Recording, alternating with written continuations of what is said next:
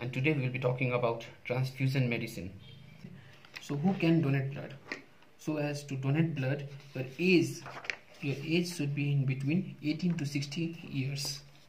Your age should be in between 18 to 60 years and your weight should be more than 45 kg.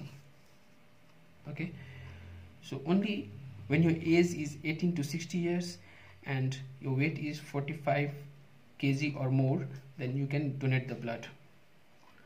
Now, what are different types of blood bag?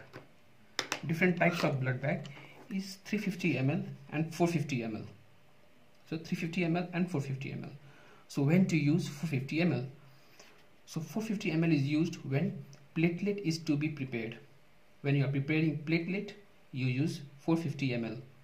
And when platelet is not required or when platelet is not prepared, you use 350 ml blood bag. Now, what are the different preservatives used in blood bag? So blood bag additives or preservatives and their shelf life in days.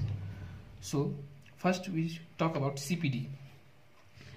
CPD consists of citrate, phosphate and dextrose. Citrate, phosphate and dextrose, and the shelf life is 21 days. Okay. Now ACD. ACD consists of adenosine, citrate and dextrose, and the shelf life is 21 days. Similarly, CPDA. CPDA consists of citrate, phosphate, dextrose and adenosine. The shelf life is 35 days. And SAGM. SAGM contains saline, adenosine, glucose and mannitol. Saline, adenosine, glucose and mannitol, and the shelf life is 42 days. So remember, this shelf life is very important for exam point of view. Now CPD and ACD. CPD and ACD are not used commonly because of their low shelf life, whereas CPDA and SAGM is commonly used, but CPDA is more commonly used because SAGM is little more expensive. So being little expensive, CPDA is used more. So these additives, they have different functions. So these additives have different functions. So saline or sodium chloride, it maintains the isotonicity. It maintains the isotonicity of the RBC. Adenosine, it maintains the ATP. It provides ATP which causes increase in membrane stabilization. So once the membrane gets stabilized, the shelf life of RBC is increased. Now glucose. Glucose, it provides nourishment to the RBC and it also supports RBC in metabolism. Whereas mannitol, it prevents hemolysis. Mannitol, it prevents hemolysis. Now the citrate. Citrate, it acts as an anticoagulant and it prevents clot formation. This citrate, it acts as an anticoagulant and it prevents clot formation. Whereas phosphate, it acts as a buffer. Phosphate acts as a buffer and it maintains the optimum pH of the blood. So it helps in maintaining the pH of the blood. That's the phosphate. Now, what are the different tests to be done before transfusing the blood? So you have to screen the blood for hepatitis B, hepatitis C virus, HIV infection, malaria and syphilis. So the test done for transfusion transmitted infection is against hepatitis B virus, hepatitis C, HIV infection, malaria and syphilis. If the test comes negative, if the test is negative, then only you can transfuse the blood. If the test is positive, then the blood is not transfused. That blood is not donated and the donor should be informed. The donor should be informed that the test is positive. Now let's talk about how different components like packed RBC, plasma, platelet concentrate, cryoprecipitate and fresh frozen plasma are extracted from the blood. Now to understand this concept, let's draw a diagram.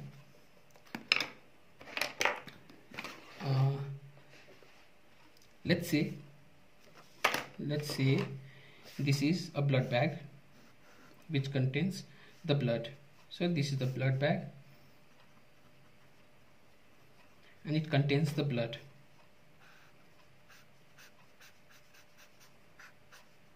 So it contains the blood. Now what you do is you centrifuge this blood. Once you centrifuge it, the blood gets separated into three different layers. Blood gets separated into three different layers. The lower level or this layer is packed RBC.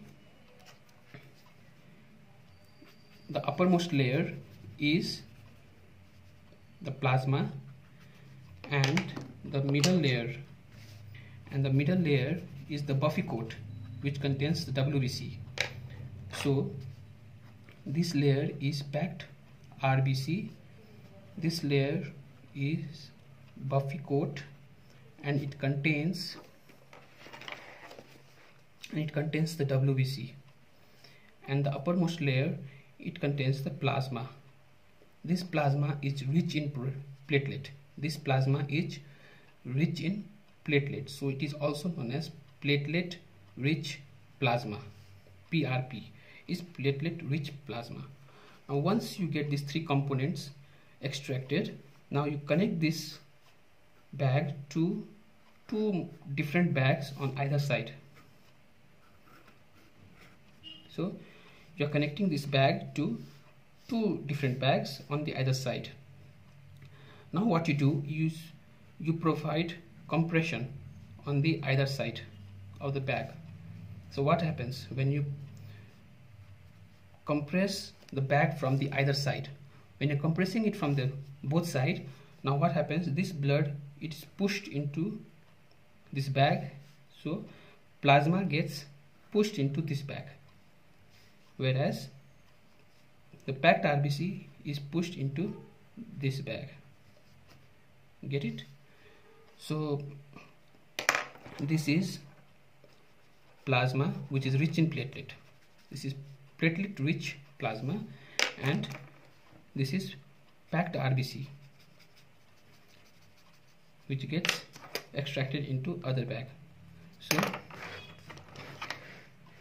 this is packed RBC which you get it in this bag, and this is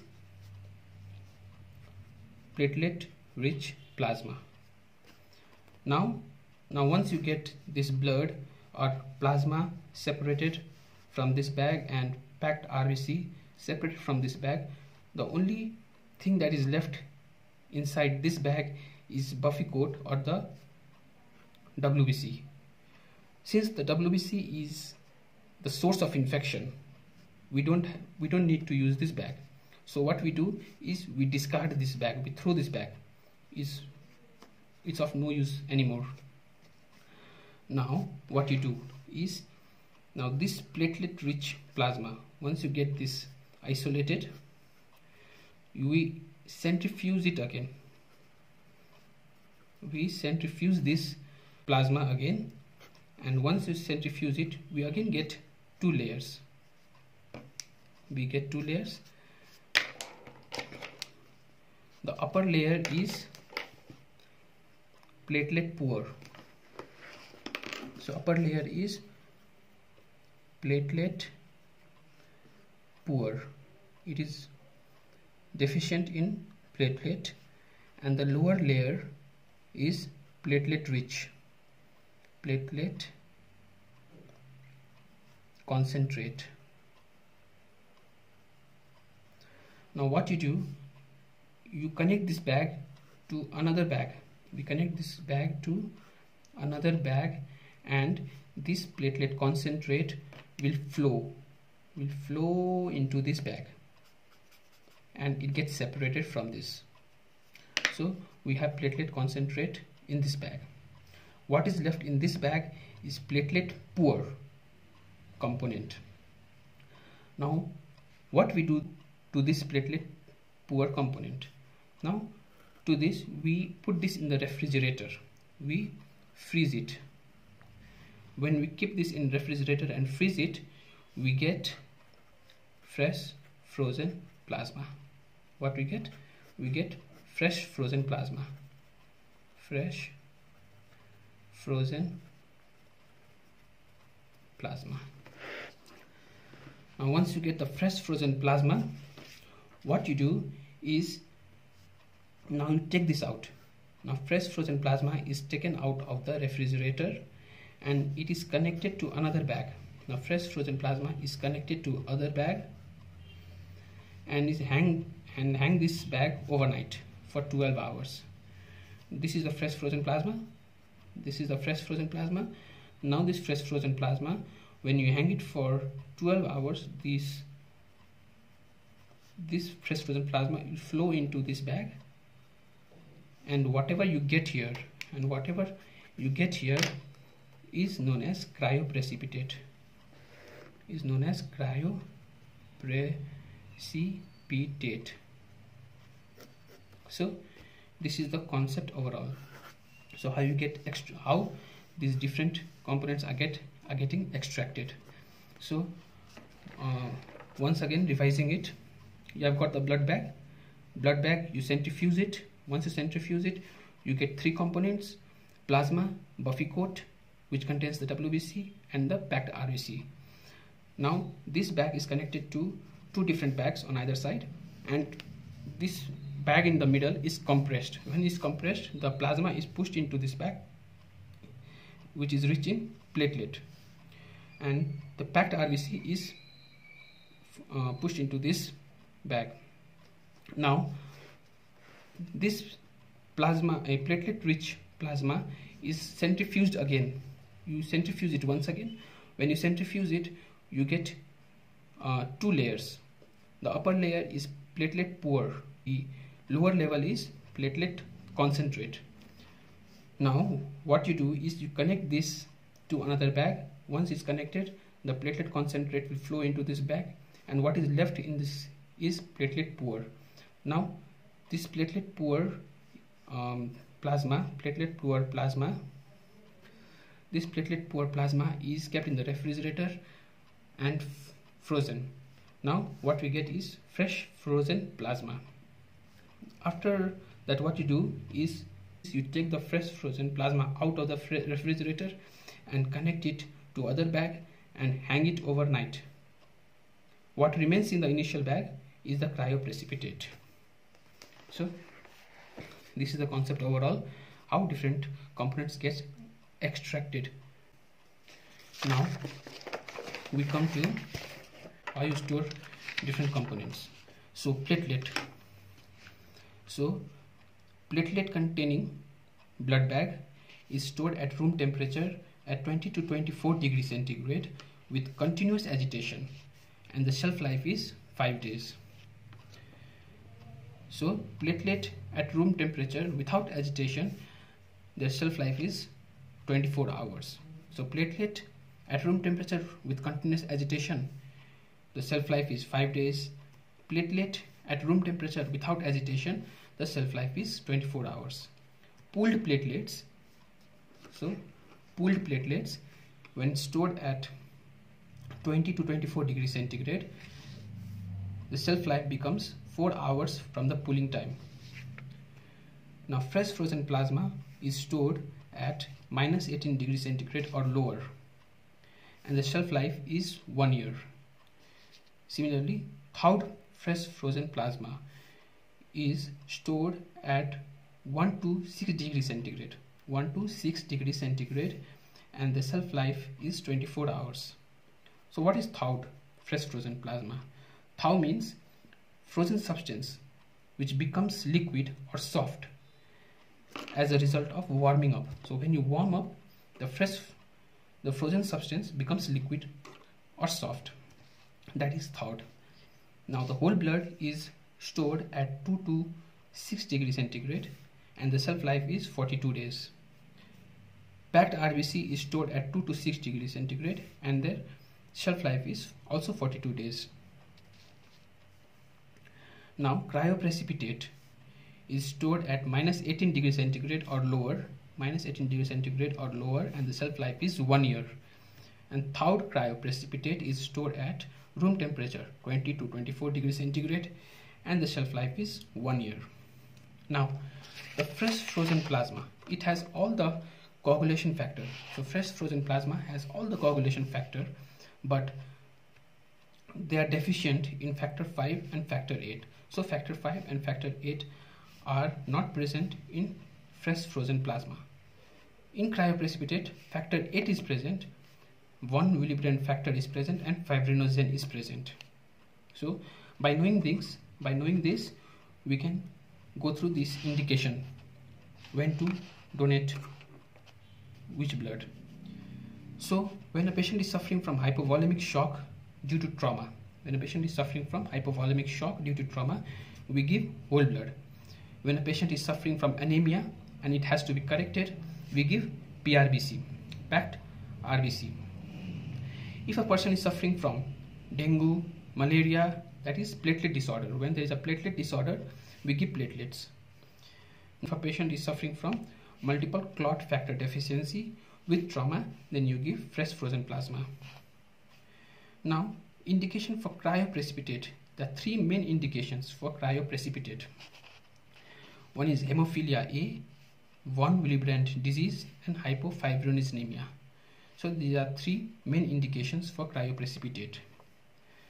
Now, talking about random donor platelet, that is RDP. So mixture of 5 to 6 donor platelet. So there is a mixture of 5 to 6 donor platelet which will increase the platelet count by 5,000 to 7,000 per bag. Similarly, single donor platelet is taken out by apheresis machine. And it increases the platelet count by 30,000 to 60,000 per bag. So single donor will increase the platelet count by 30 to 60,000 per bag. Now talking about the duration of time for transfusion. How long it has to be transfused, when it is to be started, when it is to be completed. So whole blood or packed RBC, it has to be started within 30 minutes of recovering from refrigerator, and it is completed within 4 hours. If it goes beyond 4 hours, or if the transfusion is not completed within 4 hours, then you have to discard the unit. Okay, if the period is exceeded. Platelet concentrate should be given immediately. And complete transfusion should occur within 30 minutes. Now for fresh frozen plasma and cryoprecipitate, both should be given as soon as possible, and their complete transfusion should occur within 30 minutes. So you have to complete it within 30 minutes. So now talking about the protocol. So what are the routine protocol for blood transfusion? Whole blood or packed RBC. So the transfusion should start within 30 minutes. Prolongation can cause bacterial transmission in the room temperature. Okay? So the more time it takes, the chances of bacterial transmission at room temperature is more. So transfusion should be completed within 4 hours. 18 to 19 gauze needles are used, and filter size of transfusion set is 170 micrometer. So all this for today, and we'll discuss massive blood transfusion in the next lecture. I've included all the high yield points that is very important for your exam point of view. I request all my viewers to please subscribe my channel and hit the bell icon. Okay, see you soon.